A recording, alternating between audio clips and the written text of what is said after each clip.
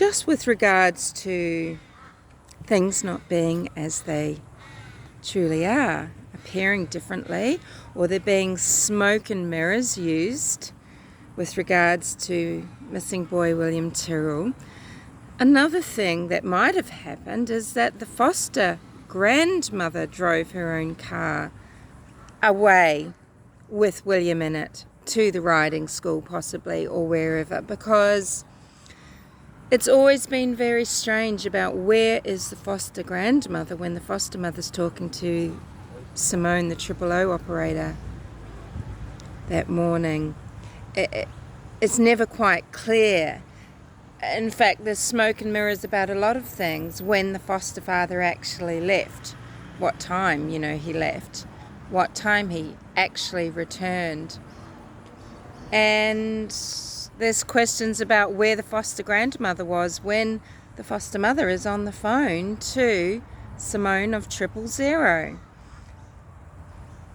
So it occurs to me, if the foster mother may have actually driven the foster grandmother's car up and around the corner, or the foster grandmother might have driven this as well. And the reason why this is just one thing I would want to tick off the list is because when Simone is asking foster mother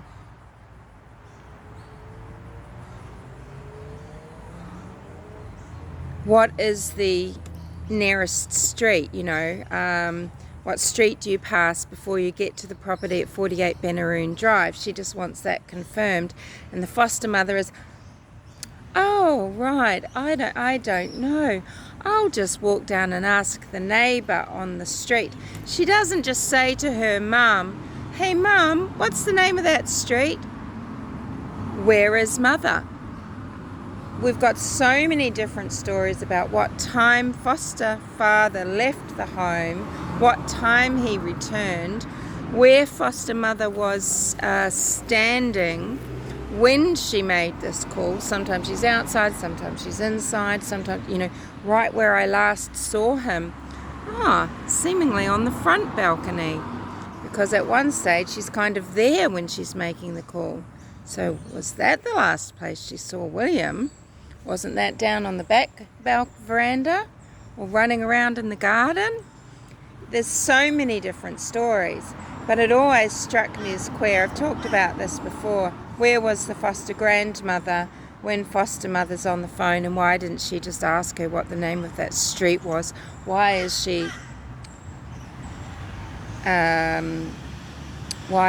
procrastinating and then saying she's just going to go and ask a neighbour, 50 metres, 100 metres away? Where was the grandmother? Was the foster grandmother driving around looking for William? There's 3 adults here that could have driven this grandmother's car, the grandmother's car that could have had little William's body in it.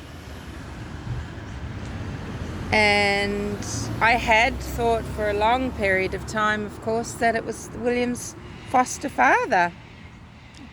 But the foster father may not have taken William because he might not have wanted to be traced in his new car. So if he's taken the foster grandmother's car, does this explain why the foster mother wasn't sure what she was supposed to say about the shoes? Shivers, did he take shoes to take with William? The little sand shoes? She says later, yes, because she's only questioned much later by police, and by that time she's probably had a chance to look or ask and find out that yes, those little shoes went with William. Maybe. And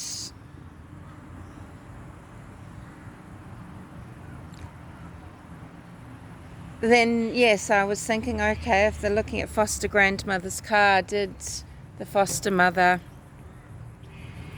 drive the car, to look, right? But it could have been any of them, but I would like to know. It's never been explained properly to the plebs, the public, where the foster father went, for exactly how long. And now I want to know what vehicle he took, because back in 2014, foster grandmother's car wasn't a new car. I don't know what model it was, but would it have had the same computer, the same GPS system that the father's new car would have had? I think the father bought a new car that year, and he wouldn't have wanted to be traced if he's taking little William away.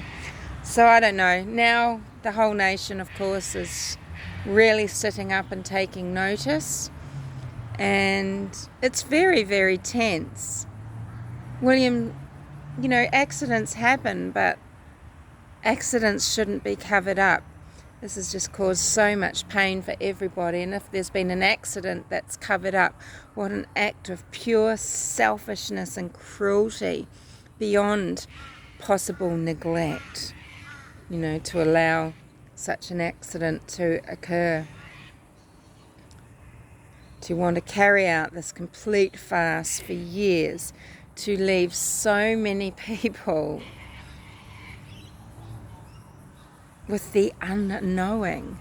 This is just unimaginable cruelty and selfishness.